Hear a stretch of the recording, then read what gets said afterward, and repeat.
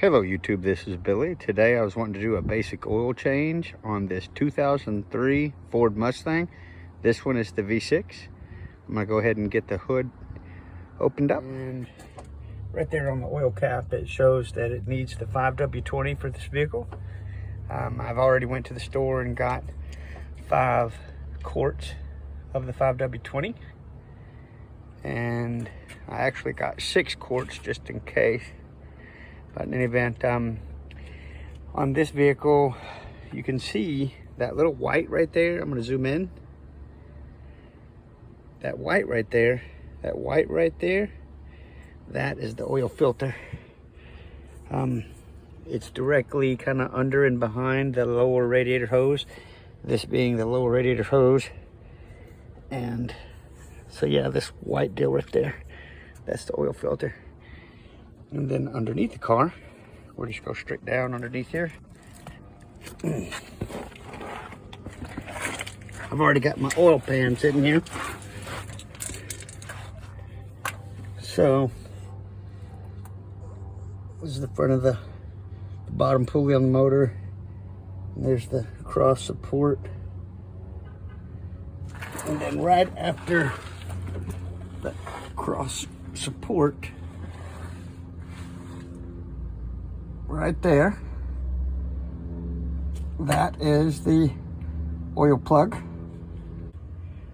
So there's your oil pan on the bottom of your motor. And that little plug right there, that's the that little plug, that's the drain plug to drain the oil. 13 millimeter is what I'm using to loosen that oil plug. And it's a standard type thread, so when you turn it clockwise, it's going to be tightening it up, and when you turn it counterclockwise, it's going to be loosening it up. So I'm going to go ahead and get that oil plug loosened up and out of there, and the oil pan that I've got down here, I'm going to get that oil pan slid underneath to catch all the oil that'll drain out. When you get that plug all the way out of there, you are going to want a shop towel, because it's gonna get on your hand. Right now I'm just waiting on it to finish draining out. Okay, I carefully slid my larger oil catch pan out and slid in a homemade one just to catch the little drips as it's dripping. Now that I've got the bigger oil catch pan out of here, I can look and see if there was a washer. Make sure you look everywhere, because sometimes you can separate. On this one, so far I'm not seeing a washer, so I will wipe off this little oil plug with my towel, clean it up, and before I put it back in, I will also check to see if there's a washer stuck to the side of the oil pan and wipe it down with the towel as well. Okay.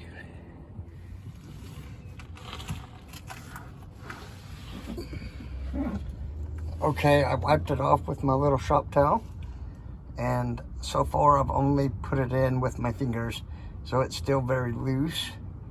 And now I'm going to pull out my secondary little catch pan and confirm that there's definitely not a washer inside of it as well.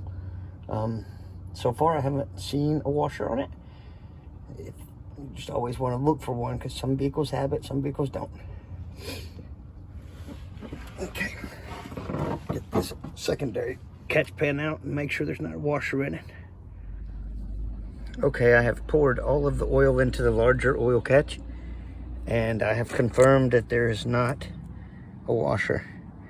So on my vehicle, it did not have a washer.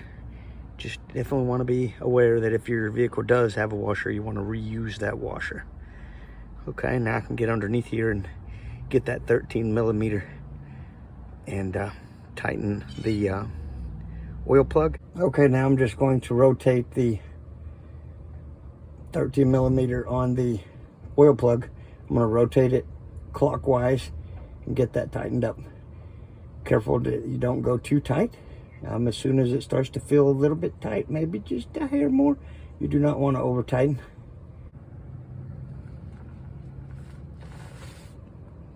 Okay, the oil plug has been snugged up and tightened and not over tightened.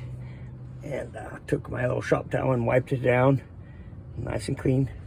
And right up here, my oil filter. In most cases, you can get 2 hands on it. You won't need a tool. But if it is really tight, then you might need a tool to help get the oil filter off. And the oil filter is a regular standard thread. So when you turn it clockwise, it makes it tight. And when you turn it counterclockwise, that's how you take it off. So I'm going to turn this oil filter counterclockwise with both hands. If I'm able to do it with both hands, that's what I'm going to do. Otherwise, I'll have to get out my little oil filter wrench. Get that. As soon as it starts getting a little bit loose, I'm going to slide the oil pan underneath to catch the stuff that's going to drip out of there. As soon as you get it cracked loose, oil is going to start coming out. So make sure you have your catch pan in place to catch that's dripping out there. And again, it's just lefty-loosey counterclockwise to unthread that. And once I get it all the way unthreaded, I will just set it down in the catch pan. There's dripping still. And I got my little oil filter. Got the old one just upside down in the old catch pan. So we'll let that drip a little bit.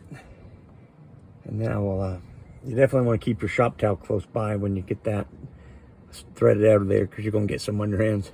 On your oil filter, there's a rubber ring on the bottom of the oil filter where it touches where it screws onto. So you always want to make sure there's not a rubber ring stuck. And I don't see a rubber ring anywhere on that stuck. So that's good. So the rubber ring should be still on this oil filter.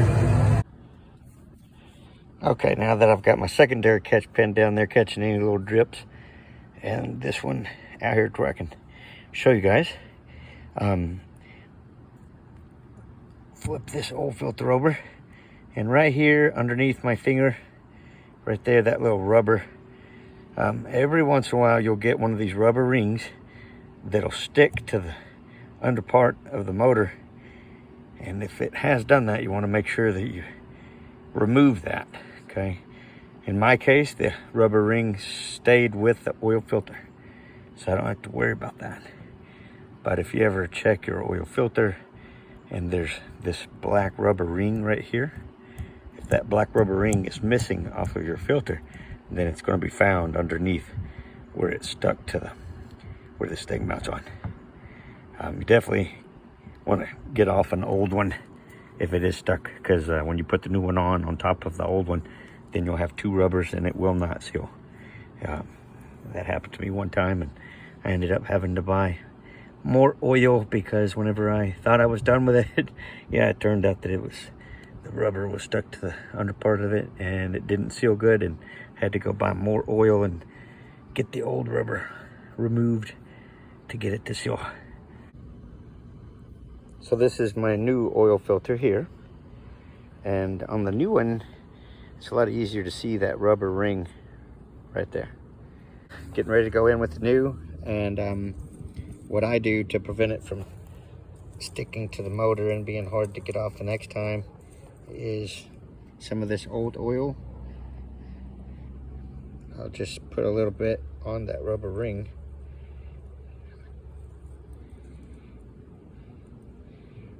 That's going to help it so that it doesn't stick to the motor, and also makes it not too bad on getting it off when it's time to do this again. Some people pour oil down inside the oil filter, and some people don't. I'm one of those that don't. But in any event, I'm going to screw this back on, and it's clockwise to turn it, spin it back into place. And on the oil filter, as soon as it starts feeling tight, maybe just a hair more, you don't want to over tighten it, just because it makes it super hard to get off next time. In any event, so I'm going to get that down there and get it screwed on. Okay, I've got it on there just a little bit. I'm going to go ahead and, so it's clockwise to tighten that down. And so it's starting to feel a little tight, so I'm going to go just a hair more, like that. And now that's plenty tight. So now the plug has been put back in and snugged in and tightened. So now I'm ready to go topside and start getting some oil in. And now would be a good time to get my oil pan slid out of the way and wipe down anything that, like right here, I got some there. I'm gonna get that wiped off and just wipe down this under part a little bit before I go up top and start adding oil in.